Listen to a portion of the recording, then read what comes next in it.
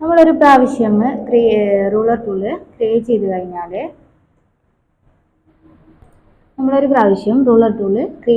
ഇനി വേറൊരു ഭാഗത്തായിട്ട് ഇപ്പോൾ ക്രിയേറ്റ് ചെയ്യണമെന്നുണ്ടെങ്കിൽ, അതായത് ഇപ്പോൾ ഹൊറിസോണ്ടലായിട്ടാണല്ലോ ചെയ്തത്, ഇനി വെർട്ടിക്കലായിട്ടാണ് ചെയ്യുന്നതെന്നുണ്ടെങ്കിൽ നമ്മൾ ആദ്യം ക്രിയേറ്റ് ചെയ്ത ആ ഒരു റൂളർ പോകുന്നതായിരിക്കും. ഇതിപ്പോൾ ഞാൻ അതിൻ്റെ ഹൈറ്റ് നോക്കുന്നു, ഒരു റെക്ടാങ്കിളിൻ്റെ ഹൈറ്റാണ് ഇവ നോക്കുന്നുള്ളത്.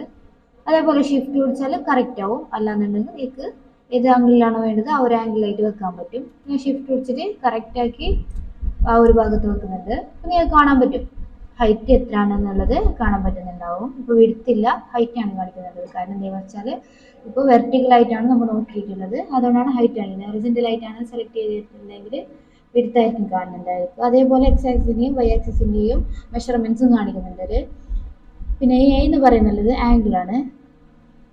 ഓക്കെ, ഇപ്പോൾ ഈ ഒരു റെക്റ്റാങ്കിളിൻ്റെ സ്റ്റാർട്ടിംഗ് പോയിന്റ് മുതൽ എൻഡിങ് പോയിന്റ് വരെയുള്ള ഹൈറ്റ് ആണ് കാണിക്കുന്നുള്ളത്. ഇനി നമുക്ക് വിഡ്ത്തിൻ്റെയും ഹൈറ്റിൻ്റെയും പോസിറ്റീവ് വാല്യൂയും നെഗറ്റീവ് വാല്യൂ എന്താണെന്ന് നോക്കാം.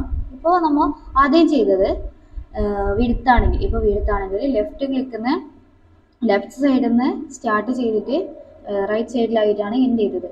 ഇനി അതേപോലെ റൈറ്റ് സൈഡിൽ നിന്ന് സ്റ്റാർട്ട് ചെയ്തിട്ട് ലെഫ്റ്റ് സൈഡിലാണ് എൻഡ് ചെയ്യുന്നുണ്ടെങ്കിൽ ഈ വിഡ്ത്തിൻ്റെ മൈനസ് പോയിന്റ് ആയിരിക്കും കാണിക്കുന്നത്, അതായത് മൈനസ് വിഡ്ത്ത് ആയിരിക്കും കാണിക്കുന്നുണ്ടാവുക.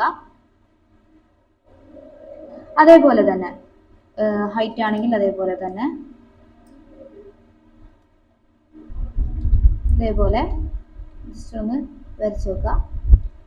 ഓക്കെ, ഇപ്പോൾ മൈനസ് ആയിട്ടുള്ള ഹൈറ്റിൻ്റെ വാല്യൂക്ക് ഇപ്പോൾ ഇത് കാണിക്കുന്നുണ്ടാവുക. ഒരു പ്രോപ്പർട്ടീസിൽ മൈനസ് ആയിട്ടുള്ള വാല്യൂ ആയിരിക്കും കാണിക്കുന്നുണ്ടാവുക. ഓക്കെ, ഇത്രയൊക്കെയാണ് റൂളർ ടൂളിലുള്ളത്. ഇനി ഈ ഒരു ടൂള് നിങ്ങൾക്ക് ഉപയോഗം കഴിഞ്ഞിട്ടുണ്ടെങ്കിൽ നിങ്ങൾക്ക് ആ ഒരു പ്രോപ്പർട്ടീസിൽ തന്നെ ക്ലിയർ എന്നുള്ള ഓപ്ഷൻ ഉണ്ട്, അത് വെച്ച് ക്ലിയർ ചെയ്യാൻ പറ്റുന്നതാണ്.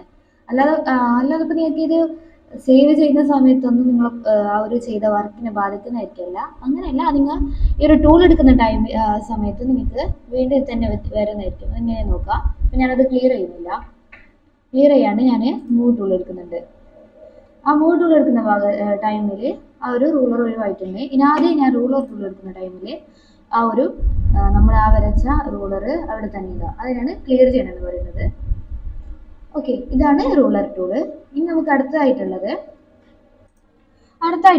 നോട്ട് ടൂളാണ്. റൂളർ ടൂളിൻ്റെ താഴെയായിട്ടാണ് നോട്ട് ടൂൾ വരുന്നുണ്ട്. നോട്ട് ടൂൾ എടുക്കുമ്പോൾ നിങ്ങൾക്ക് അതേപോലെ പ്രോപ്പർട്ടീസ് കാണാൻ പറ്റും മെനു ബാറിൻ്റെ താഴെയായിട്ട്. അതിൽ നിങ്ങൾക്ക് കളർ ചേഞ്ച് ആക്കി വരുന്നതായിരിക്കും. ആ നോട്ടാക്കുന്നതിൻ്റെ കളർ ചേഞ്ച് ആക്കി വരുന്നതായിരിക്കും.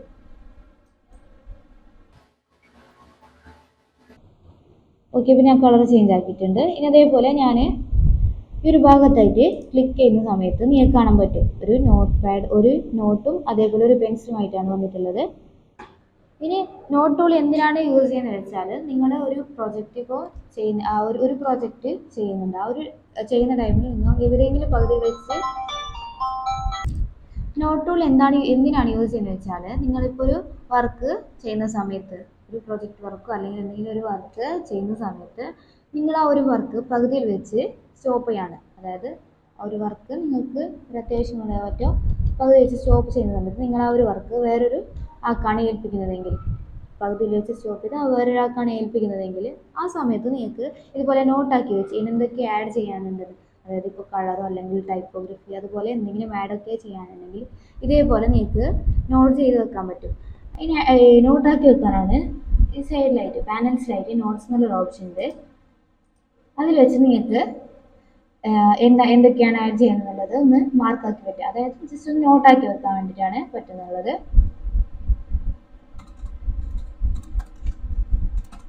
ടൈപ്പോഗ്രഫി ആണുള്ളതെങ്കിൽ ടൈപ്പോഗ്രഫിയിലൊക്കെ ഞാൻ ആഡ് ചെയ്തു എൻ്റർ അടിക്കണം. ശേഷം ഇത് ഒരു നോട്ട് മാത്രമല്ല, എനിക്ക് ഒന്നിൽ കൂടുതൽ നോട്ട്സും ഇതുപോലെ ചെയ്ത് വെക്കാൻ പറ്റും. ഇപ്പോൾ എത്ര നോട്ടാണോ വേണ്ടത് അത്ര നോട്ട് നിങ്ങൾക്ക് ചെയ്യാൻ പറ്റുന്നത്. അതേപോലെ ഈ നോട്ട്സ് ഒക്കെ നിങ്ങൾക്ക് വീണ്ടും ആ ഒരു പ്രോജക്റ്റ് ഓപ്പൺ ആക്കുമ്പോൾ കാണാൻ പറ്റുന്നതായിരിക്കും. മുമ്പ് എന്തൊക്കെയാണ് കൊടുത്തിട്ടുള്ളതെന്ന് നിങ്ങൾക്ക് ഇതുപോലെ പാനൽസിൽ തന്നെ നോട്ട്സിൽ നിങ്ങൾക്ക് ഇതേപോലെ നോക്കാൻ പറ്റും.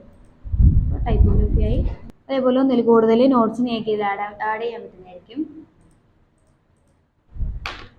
ഇപ്പോൾ കളറാണെന്നുണ്ടെങ്കിൽ കളറിന് കൊടുക്കുക. അതേപോലെ തന്നെ ഇതിന് എന്തെങ്കിലും ലെയേഴ്സോ കാര്യങ്ങളാണെങ്കിൽ അതുപോലെ നിങ്ങൾക്ക് ഓരോരോ നോട്ടാക്കി വെക്കാൻ പറ്റുന്നതായിരിക്കും. ഓക്കെ, ഇനി നിങ്ങൾ മൂവ് ടൂൾ എടുത്തു കഴിഞ്ഞാൽ ഈ ഒരു നോട്ട് പോകുന്നതായിരിക്കില്ല. അതായത് മറ്റേതുപോലെ മൂവ് ടൂൾ എടുത്തു കഴിഞ്ഞാൽ നിങ്ങൾക്ക് ഈ ഒരു നോട്ട് പോകുന്നതായിരിക്കില്ല. നിങ്ങൾക്ക് ആ ഒരു നോട്ട് പോസ്റ്റേഴ്സിന് ബാധകമല്ല, പോസ്റ്റേഴ്സിന് ആ ഒരു നോട്ട് ബാധകമായിരിക്കില്ല. പിന്നെ ഇത് ഈ ഒരു നോട്ട് കാണുന്നുണ്ടെങ്കിൽ ജസ്റ്റ് നമ്മൾ മുമ്പ് ചെയ്ത ഒരു നോട്ടാണ് കാണുന്നുണ്ടെങ്കിൽ നോട്ട് ടൂളെടുത്ത് ആ ഒരു നോട്ടുള്ള ഭാഗത്തൊന്ന് മൗസ് കൊണ്ടൊക്കെ നിങ്ങൾക്ക് ആ ഒരു ആരോ ചേഞ്ച് ആണെന്ന് കാണാൻ പറ്റും. അതിലൊന്ന് ക്ലിക്ക് ചെയ്ത് കഴിഞ്ഞാൽ എന്താണോ നമ്മൾ നോട്ടാക്കി വെച്ചിട്ടുള്ളത് അതിവിടെ പാനൽസിൽ ആ ഒരു നോട്ട്സ് എന്നുള്ള പ്രോപ്പർട്ടീസിലായിട്ട് നിങ്ങൾക്ക് കാണാൻ പറ്റുന്നതായിരിക്കും. അതേപോലെ തന്നെയാണ് നോട്ട് ടൂൾ വരുന്നുള്ളത്. ഇതൊക്കെ വേണ്ടാന്നുണ്ടെങ്കിൽ നിങ്ങൾക്ക് ക്ലിയർ ഓളും ചെയ്യാൻ പറ്റുമായിരിക്കും. അതായത് ഇപ്പോൾ ഈ ഒരു നോട്ട് ആവശ്യമില്ല നമുക്ക് ക്ലിയർ ഓൾ ചെയ്യാൻ പറ്റുമായിരിക്കും. ഇപ്പോൾ ആവശ്യം അത് നിങ്ങൾക്ക് ഓക്കെ കൊടുക്കാൻ പറ്റും. ഓക്കെ, ഇത്രയൊക്കെയാണ് നോട്ട് ടൂളിലുള്ളത്.